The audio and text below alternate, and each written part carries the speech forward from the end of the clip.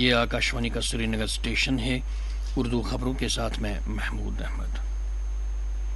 وزیر اعظم نریندر مودی آج video conferencing کے ذریعے 51,000 سے زیادہ نئے بھرتیوں کو تقرری کے خطوط تقسیم کر رہے ہیں۔ روزگار میلہ ملک بھر میں مختلف مقامات پر منعقد کیا جا رہا ہے۔ ملک بھر سے یہ نئے بھرتی ہونے والی حکومت کی مختلف وزارتوں اور محکموں میں شامل ہوں گے۔ وزیر خزانہ نرملا سیتارمن نے کوپ 28 سے قبل موسمیاتی فنڈنگ اور ٹیکنالوجی کی منتقلی پر ٹھوس کارروائی کرنے پر زور دیا۔ India global forum middle east and Africa 2023 کے افتتاحی ورچوئل سیشن سے خطاب کرتے ہوئے سیتارمن نے موسمیاتی مالیات اور ٹیکنالوجی کی منتقلی میں پیش رفت کے فقدان پر اپنی تشویش کا اظہار کیا۔ انہوں نے کہا کہ کوپ 28 کو ٹیکنالوجی کی منتقلی اور حقیقی فنڈنگ دونوں کے لیے لاہ عمل مرتب کرنا چاہیے۔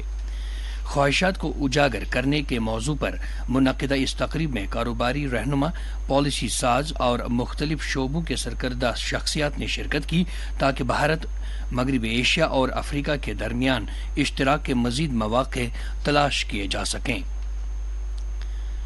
انتظامی کونسل کی ایک میٹنگ جموں میں لیفٹیننٹ گورنر منوج سنہا کی صدارت میں منعقد ہوئی، جس میں مختلف عوامی مقاصد کے لیے اراضی منتقلی کی انتظامی منظوری دی گئی۔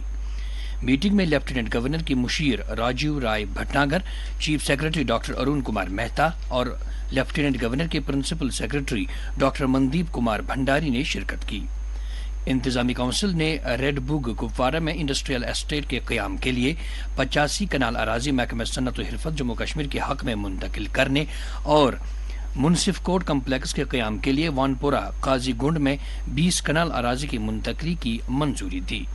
میٹنگ میں جواہر نوودیہ ودیالیہ کے قیام کے لیے محکمہ سکولی تعلیم کے حق میں زینب پورہ شوپیان میں 90 کنال 10 مرلے اراضی کی منتقلی کی بھی منظوری دی گئی۔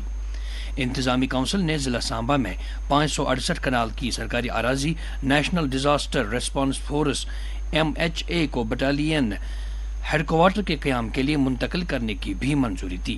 اس کے علاوہ جگتی نگروٹا جموں میں واقع 41 کنال 4 مرلہ اراضی کو Indian council of medical research, national institute of virology, محکمہ صحت و تحقیق، وزارت صحت و خاندانی بہبود، حکومت پونے کو ICMR NIV north zone unit کے قیام کے لیے منتقل کرنے کی بھی منظوری دی گئی۔ پولیس کے ڈائریکٹر جنرل RR سوین نے کہا ہے کہ جموں کشمیر میں ملیٹنسی کے خلاف جنگ ابھی ختم نہیں ہوئی ہے۔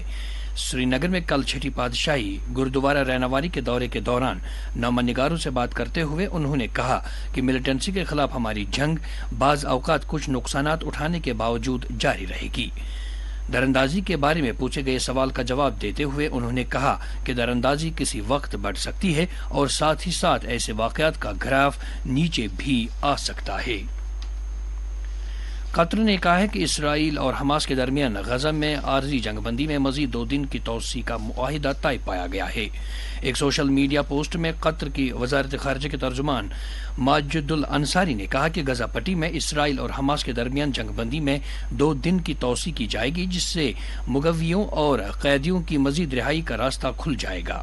جنگ بندی کی توسیع کے بارے میں ابھی اسرائیل کی طرف سے فوری طور پر کوئی تصدیق نہیں ہو سکی ہے، تاہم اسرائیل نے آج صبح سویرے 33 فلسطینی قیدیوں کو رہا کیا ہے۔ امریکی صدر جو بائیڈن نے اسرائیل کے وزیر اعظم نیتن یاہو کے ساتھ ساتھ قطر اور مصر کا شکریہ ادا کیا ہے، جنہوں نے ایک معاہدے کے لیے دونوں فریقوں کے درمیان بالواسطہ بات چیت کی راہ ہموار کی، جس سے مزید یرغمالی رہا ہو سکیں گے اور غزہ میں مزید امداد پہنچ سکے گی۔ گوا میں جاری بھارت کا 54واں بین الاقوامی فلم فیسٹیول IFFI آج اختتام پذیر ہو رہا ہے۔ اس کی اختتامی تقریب آج شام doctor Shyama Prasad Mukherjee indoor stadium میں ہوگی۔ اس میں فلمی صنعت سے وابستہ شخصیات کے علاوہ کئی دیگر سرکردہ افراد بھی شرکت کر رہے ہیں۔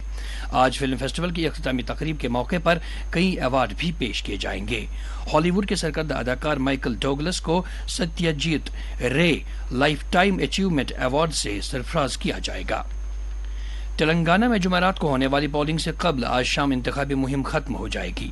فی الحال سبھی بڑی سیاسی پارٹیوں کے سینئر لیڈران اپنے اپنے امیدواروں کے حق میں ووٹروں کی حمایت حاصل کرنے کے لیے ریاست کے تمام حلقوں اور خطوں کا سرگرمی سے دورہ کر کے چناؤ جلد سے روڈ شوز اور ریلیاں منعقد کرنے میں مصروف ہیں، جس سے انتخابی مہم عروج پر پہنچ گئی ہے۔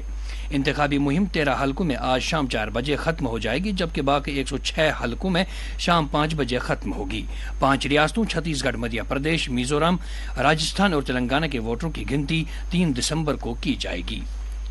اس کے ساتھ ہی خبروں کا یہ بلیٹن ختم ہوا۔